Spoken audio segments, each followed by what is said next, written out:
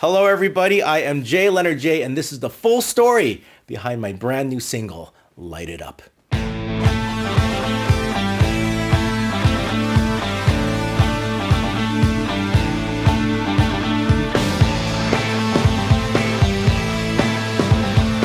Well, ladies and gentlemen, Aw Man is officially streaming. It's my new album, and you can find it anywhere from Spotify to Apple Music. It's been out for the last week, and I want to thank all the people that have taken the time to listen to it. Now, not only did we release a new album last week, we also released a new music video for the song Light It Up. And as I was doing all the posting and everything for it, I got a little bit nostalgic because the way we wrote that song was quite unconventional. The guitar tone that we got for the solo was really unconventional, and obviously it was the one song on the album that we really took the effort to make a really killer video. So I figured I'm going to share with you the full story of how we put that song together. So yeah, this is the story of Light It Up. This new album was actually written in collaboration with my close friend Jun Kung, an incredibly accomplished Cantonese pop star, one of the best friends that I have. So the way that Light It Up came about was we were kind of talking about some of the songs we were writing and stuff, and Jude's like, you know what song we haven't written? We need to come up with like a good old rock banger for you, like a good old Jimi Hendrix rock psychedelic thing. And the song that he kept mentioning was Do You Like Me Now by The Heavy. I think that would be really suited for what you do. And I started thinking about a song that I wrote years and years and years ago. So about 5 years ago, I was asked by Boss Pedals to do the promotion for their brand new pedal, the RC10R. So I flew to England to film all the promotional material for it, and one of the things that was required is I had to write a song. And the song I wrote for that was called Light It Up. Light it up, a midnight fire. That song is always stuck in my head, and I always felt like it needed to be just developed a little bit more. So I showed June that video, and we were like, okay, let's do something about it. So we kept the first verse and we scrapped everything else and we talked it through. We just went through one take. The demo was just one take. We sort of had that vibe. We sort of had a verse, and I think we just jammed it out. We had all the parts and we just pressed record and we just went for it. And the funny thing was that jam we did was the entire song. Completely delivered.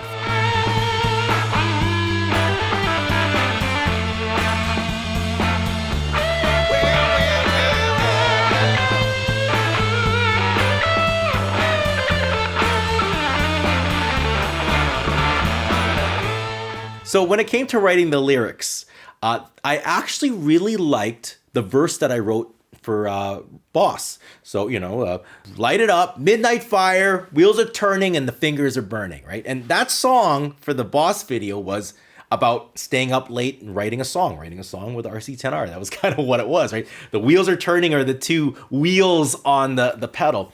But I was thinking, well, I don't want to write a song about a guitar pedal. I want to write something with a little bit more substance, but I really like those lines. So how can I look at these lines and find something new in it? And then I had a eureka moment. And the eureka moment was earlier this year, I was in a play called Cambodian Rock Band. It ran for an entire month, 8 shows a week. And I was one of the main characters, a real nasty piece of work. And the play is about Cambodia in the 70s, the Khmer Rouge and Pol Pot, and these really horrible things happening to people in this country. And, my character was quite a mean dude, and I got my comeuppance. It was an incredible thing. I've never acted before to that point, so it was very, very draining. And while we were writing this album, I was also preparing for this role that I eventually did. So while I was looking at it, I started thinking about, my family and this play about Cambodia and what's going on there in the 70s. I thought about my parents being my dad running away from Marcos in the Philippines, and my wife's parents, they're Vietnamese refugees. And I started thinking, this song is quite psychedelic, quite 60s in spirit. And a lot of those songs were kind of about the Vietnam War, protesting against the war and all that kind of things. And I thought what might be pretty cool was instead of doing a song from the American perspective, why don't we do a song from the perspective of someone on the inside, someone that is just waking up to seeing their land fall apart and having to go away, having to immigrate to a new country and leave your roots and all of a sudden the song started writing itself. Light it up, midnight fire, and the wheels are turning and the city's burning. And once I got that image in my head, the rest of the song really just came out seamlessly. We recorded the bed track was June on the drums, and it was Jay Esplana on the organ. And finally, me in the booth playing guitar and doing the vocals. So that was the heart of the track. And what was really interesting about the final is the scratch vocals that I used in the bed tracks ended up becoming the vocals we used on the final recording. In fact, it was that way for a vast majority of the album. It's just my intention was different. We tried to do stuff in the booth, but the original scratch tracks just kind of rocked a little bit more. So if you actually listen very, very closely, because the amps were in a different room than my booth, if you listen to the lyric of my voice and the music, you could actually hear once in a while the dry strums of my electric guitar just kind of clicking out through the song here and there. So that's one thing that you could listen out for next time you listen to the song. Half of the album had no click. And even if there were, even if the song had click, I just stopped it midway. So I just had a metronome next to me. So yeah, there's absolutely no program on this song.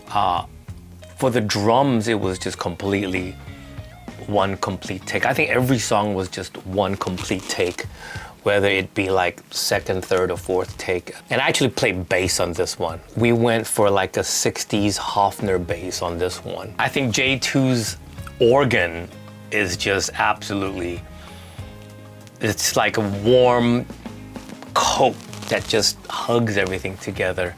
And for me, I think the highlight of Light It Up is the tambourine.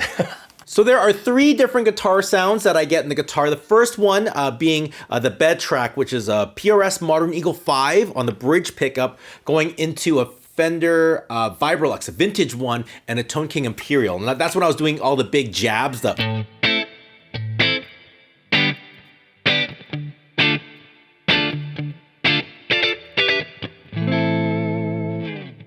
The other guitar parts were done on the overdub days. So we had one day that was dedicated to just doing all the punch-ins and all the overdubs for the guitar. The first one being this particular guitar here, as well going into the Tone King Imperial and a vintage Fender Deluxe. And I used the Jam Pedals Eureka. And this is the sound I used for this part.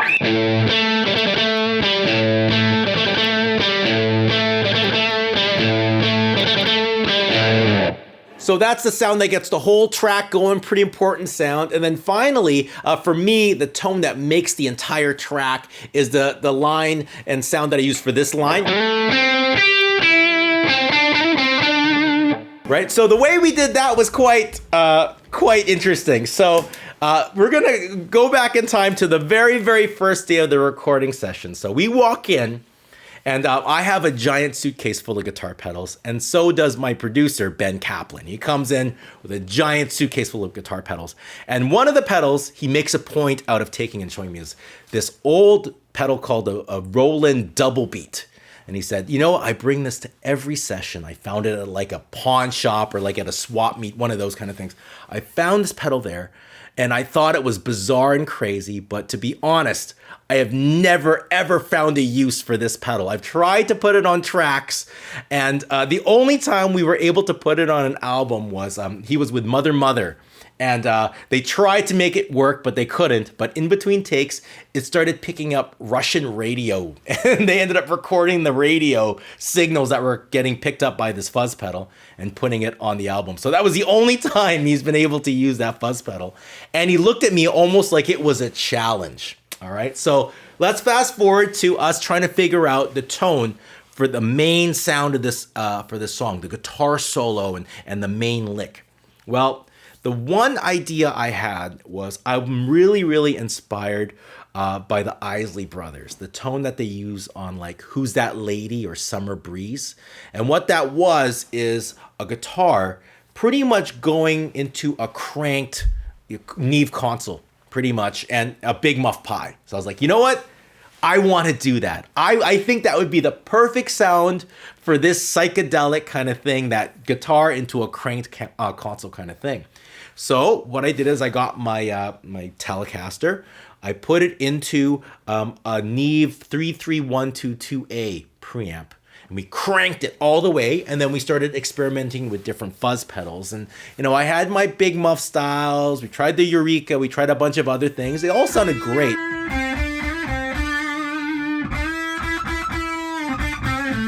That is pretty nice.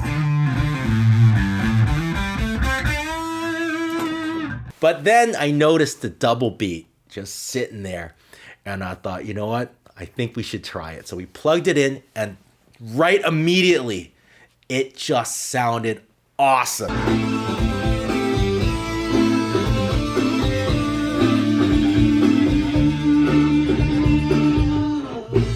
Oh, buddy! It's so awesome. Buddy, we found it! That's the microphone?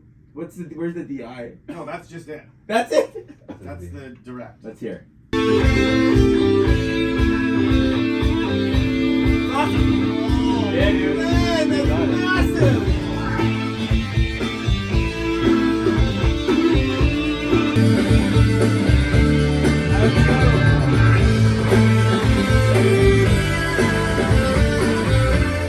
For the guitar solo, it was pretty much that same setup. The Neve with the double beat. We added a Roland Space Echo on there, the old tape echo. And then, we tried a couple different passes. I tried some stuff with slides, and some of the slide lines ended up making it into the track. And we did about, 4 passes, and when we got it, we knew we got it.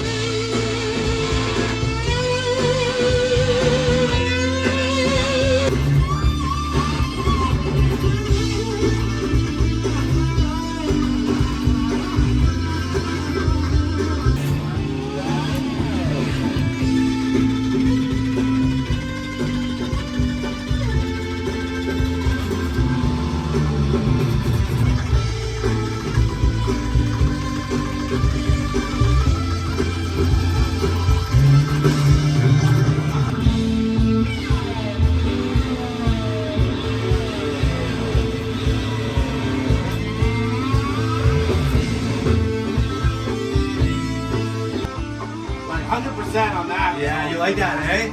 There may have been a better first chord R somewhere. Yeah, okay. Maybe. It's a pretty cool solo. It's a pretty cool solo, man. Yeah.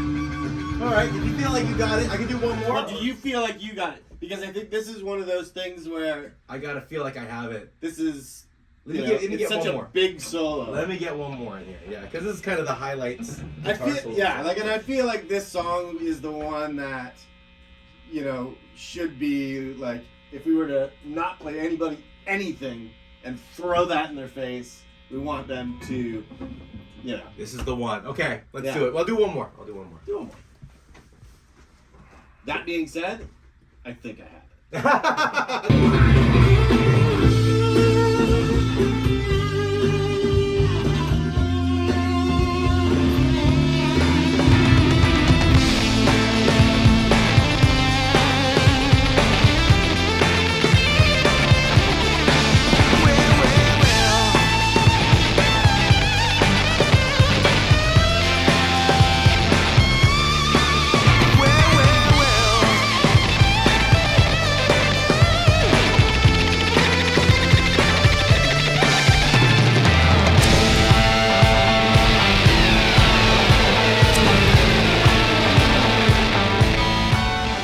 Jay and I are really obsessed with a little bit of that surf music. In my head is definitely that Ocean's 11 type of vibe.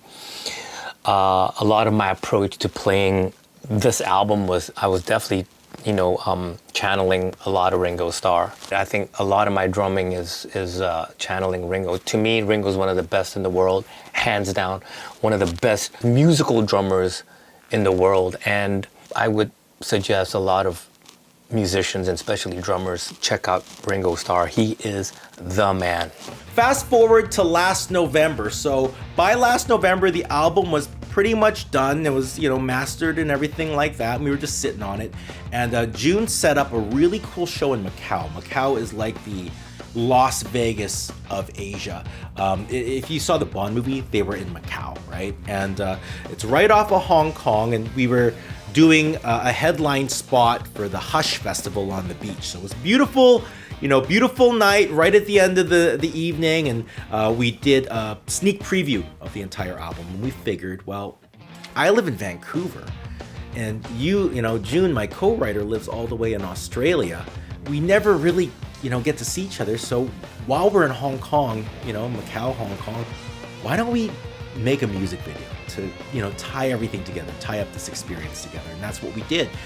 We met up with Derek Fong, who's an incredible music video director, TV and documentary movies. He has an incredible list of credits. We got him to do it, and then we asked another friend, Kate Ma, who you might know from Asia's Next Top Model. That show, she was, I think, 3rd place on that show. And we set up, it was 1-day shoot. We came in the morning, and pretty much the camera crews just followed me around Hong Kong, walking around aimlessly. It was me and Kate doing all kinds of things, and of course the music video ends on the top of this building. So we had this building.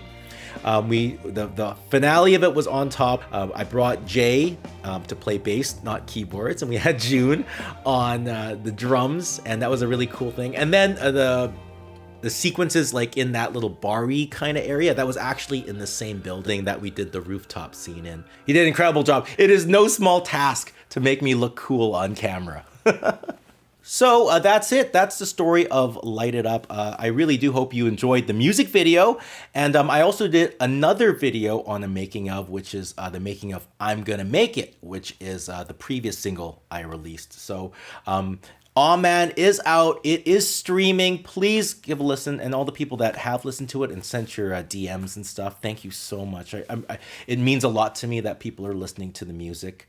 And I'm going to probably continue this making of series. So if there is a song on the album that you kind of want to know what's going on there, what's the story, write in the comment section below. That might help me pick the order of how I'm going to release these videos. So yep, write it down. I'll give it a look. I'll probably post up the most popular ones. And I guess that being said, I'll see you all soon. Take care and goodbye.